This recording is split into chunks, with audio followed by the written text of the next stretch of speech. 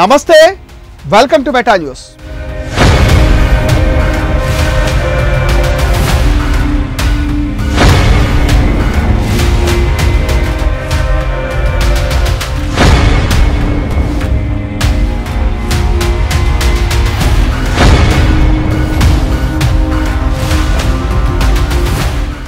AP రాజకీయాల్లో పరిచయం అక్కర్లేని పేరు దువ్వాడ శ్రీనివాస్. వైసీపీ ఎమ్మెల్యేగా ఆయన వివాదాలకు కేర్ ఆఫ్ అడ్రస్. టెక్కలి నియోజకవర్గ వైసీపీ క్రియాశీలక నాయకుడు ఎమ్మెల్సీ దువ్వాడ శ్రీనివాస్ వ్యవహార శైలి ఆది నుంచి వివాదాస్పదమే. దూకుడు స్వభావం, నోటి దురుసు, వివాదాస్పద నిర్ణయాలతో నిత్యం వార్తలు నిలుస్తూ ఉంటారు. దీనికి మూలంగా ఆయన ప్రత్యక్ష ఎన్నికల ద్వారా టెక్కలి జెడ్పీటీసీ మినహా మరే ఇతర పదవులను అందుకోలేకపోయారు. రాజకీయంగా తొలుత కాంగ్రెస్, తెలుగుదేశం, ప్రజారాజ్యం పార్టీలో చేరారు. చివరకు వైసీపీ పంచన చేరారు. 2000 సంవత్సరంలో రాజకీయాల్లోకి వచ్చిన దువ్వాడ టెక్కలి జెడ్పీటీసీగా గెలుపొందిన కొన్నాళ్లకు జిల్లా పరిషత్ ఉపాధ్యక్ష పదవి కూడా అందుకున్నారు. ఆ సమయంలో స్థానిక సంస్థల శాసనమండలి ఎన్నికల్లో ఆయన పార్టీని ధిక్కరించి స్వతంత్ర అభ్యర్థి గొర్లె హరిబాబుకు సహకరించడంతో కాంగ్రెస్ పార్టీ నుంచి కొన్నాళ్ల పాటు సస్పెన్షన్ గురయ్యారు. ఆ సమయంలో కాంగ్రెస్ పార్టీ నాయకులు ధర్మాన ప్రసాదరావుతో పాటు కూడా ఆయన సఖ్యతగా వ్యవహరించలేదు. కింజరపు ధర్మాలపై కేడీ బ్రదర్స్ అని విమర్శలు గుప్పించారు.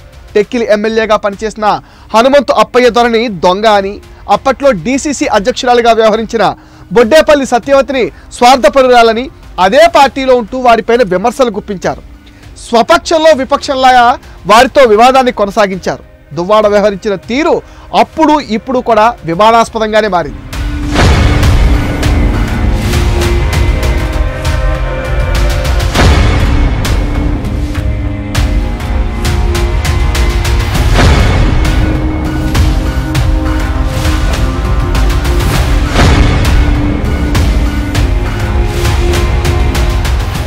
రెండు 2019 నుంచి 24 మధ్యకాలంలో వైసీపీ అధికారంలో ఉన్నన్నాళ్ళు కూడా మంత్రులుగా వ్యవహరించిన ధర్మాన సోదరులతో కానీ, మరో మంత్రి సిదిరి అప్పలరాజుతో కానీ ఆయనకు సఖ్యత లేదు.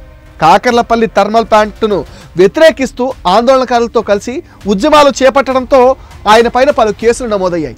అలాగే ఒడిశాలో ఆయన నిర్వహించిన గ్రెనేడ్ క్వారీకి సంబంధించి అధికారుల సంతకాలను ఫోర్జరీ చేయడంతో 50 రోజుల పాటు ఆ రాష్ట్రంలో జైలు జీవితం గడిపారు. రాష్ట్రంలో వైసీపీ అధికారంలోకి వచ్చిన వెంటనే అప్పటి ఎమ్మెల్యే కింజరపు అచ్చెన్నాయుడును ఏకవచనంతో సంబోధించి దుర్భాషలాడుతుండటంతో అప్పటి ముఖ్యమంత్రి జగన్మోహన్ రెడ్డి దువ్వాడకు ఎమ్మెల్సీ పదవిని కట్టబెట్టారు. వైసీపీలో ప్రతిపక్ష నేతలు తిడితేనే పదవులు వస్తాయని ఈ ఉదంతంతో రుజువైంది. జగన్ దన్ను చూసుకుని దువ్వాడ మరింత రెచ్చిపోయి నియోజకవర్గంలో టీడీపీ శ్రేణులపైన విచ్చలవిడిగా అక్రమ కేసులు బనాయించారు. 2019లో వైసీపీ నుంచి శ్రీకాకుళం పార్లమెంట్ స్థానానికి పోటీ చేసి ఓడిపోయారు. 2014 ఎన్నికల్లో దువ్వాడ శ్రీను టెక్కిలి అసెంబ్లీ వైసీపీ నుంచి పోటీ చేసి ఘోరంగా ఓటమి చెందారు. 2024లో మళ్లీ టెక్కిలి నుంచి అసెంబ్లీకి పోటీ చేసి ఓడిపోయారు. చివరకు పార్టీని కూడా పతనం అంచును నిలబెట్టేశారు. మాజీ ముఖ్యమంత్రి జగన్మోహన్ రెడ్డి తర్వాత ఆ రీతిలో కేసులు నమోదైంది దువ్వాడపైనే అనే విమర్శలున్నాయి. నా చుట్టూ కత్తులే ఉన్నాయి, నాకు అందరూ శత్రువులే, నా కుటుంబంతో పాటు రాజకీయ ప్రత్యర్థుల వల్ల నేను బలవుతున్నా, నాకు వ్యతిరేకంగా కుటుంబ సభ్యులే ఉన్నారు, నా ఓటమికి వారే కారణం అన్నారంటే ఆయన నోరు ఎంత ప్రమాదకరమో అర్థం చేసుకోవచ్చు. దువ్వాడ శ్రీనివాస్ నోటి దురుసుపై ఆ పార్టీ నేతలే సోషల్ మీడియాలో విపరీతంగా ట్రోలింగ్ చేశారు. జగన్ హయాంలో అప్పటి ప్రతిపక్ష నాయకులపైన నోటికొచ్చినట్లు మాట్లాడారు, బూతులతో విరుచుకుపడ్డారు.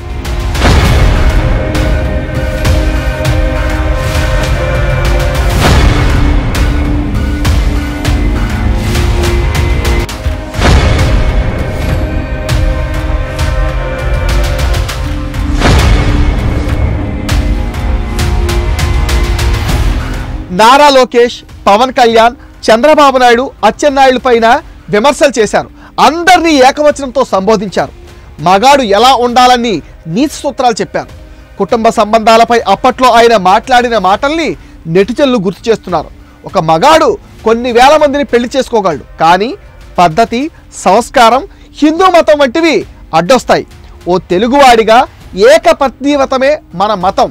ఒక స్త్రీనే పెళ్లాడి ఆ స్త్రీతోనే జీవితం పూర్తి చేయడం మన సాంప్రదాయం.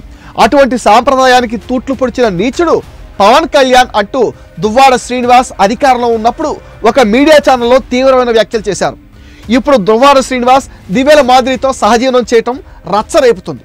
మరో మహిళతో ఉంటున్నారని, తనను తన పిల్లల భవిష్యత్తు గురించి పట్టించుకోవటం లేదని ఆయన సతీమణి దువ్వాడ వాణి ఆందోళన చేశారు.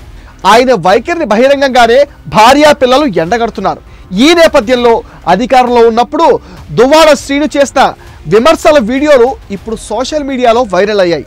పరస్పరం కేసులు కూడా నమోదయ్యాయి. మరో మహిళతో కలిసి ఉన్న ఫోటోలను, ఆ వీడియోలను కుటుంబ సభ్యులే విడుదల చేయడంతో వాటిని కూడా ట్యాగ్ చేస్తున్నారు. ఇటు తెలుగుదేశం, జనసేన కార్యకర్తలు కూడా ఎండగట్టారు. దువ్వాడ శ్రీనివాస్ పుట్టినరోజు వేడుకలను దివ్యల మాదిరి ఘనంగా నిర్వహించారు. పుట్టినరోజు సందర్భంగా ఎమ్మెల్సీకి అదిరిపోయే సర్ప్రైజింగ్ గిఫ్ట్ ఇచ్చారు. బర్త్డే గిఫ్ట్గా ఖరీదైన వాచ్ను అందించారు. ఈ వాచ్ ఖరీదు సుమారుగా 2 లక్షల వరకు ఉండవచ్చని నెటిజన్లు చర్చించుకుంటున్నారు.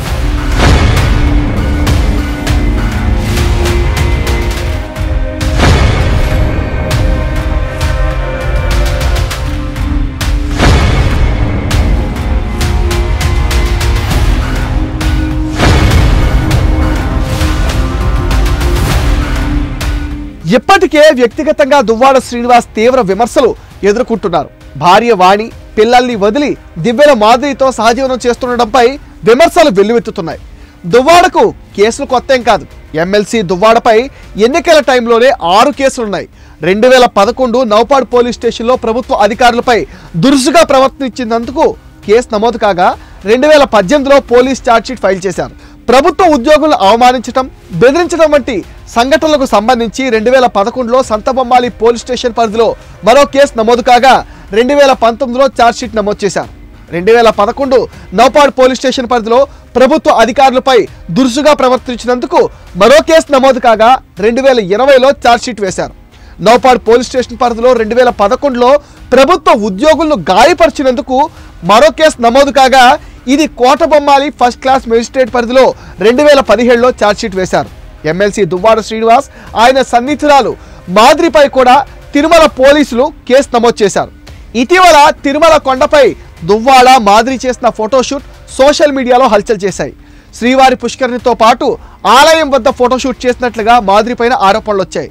దీంతో విజిలెన్స్ అధికారులు 1 టౌన్ పోలీస్ స్టేషన్లో ఫిర్యాదు చేశారు. సెక్షన్ 292, 296 కింద వారిపైన కేసు నమోదైంది. తాజాగా వైసీపీ ఎమ్మెల్సీ దువ్వాడ శ్రీనివాస్కు 41A నోటీసులు అందజేశారు పోలీసులు. జనసేన నేతల ఫిర్యాదుతో దువ్వాడ శ్రీనివాస్కి నోటీసులు అందజేశారు టెక్కిలి పోలీసులు.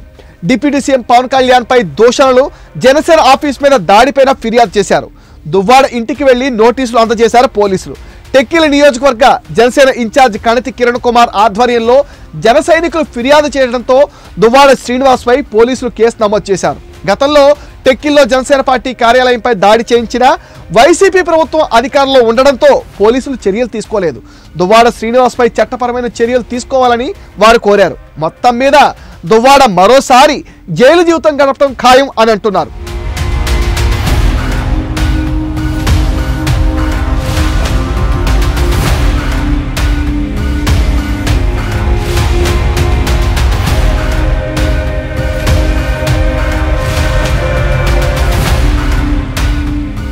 ఇది మెటా న్యూస్ అప్డేట్. ఈ వీడియో పైన మీ విలువైన ఒపీనియన్ కామెంట్ సెక్షన్లో పోస్ట్ చేయండి. అండ్ మా ఛానల్ కనుక మీకు నచ్చినట్లయితే ఈ వీడియోస్ని లైక్ చేయండి, షేర్ చేయండి, మెటా న్యూస్ని సపోర్ట్ చేయండి, సబ్స్క్రైబ్ చేయండి.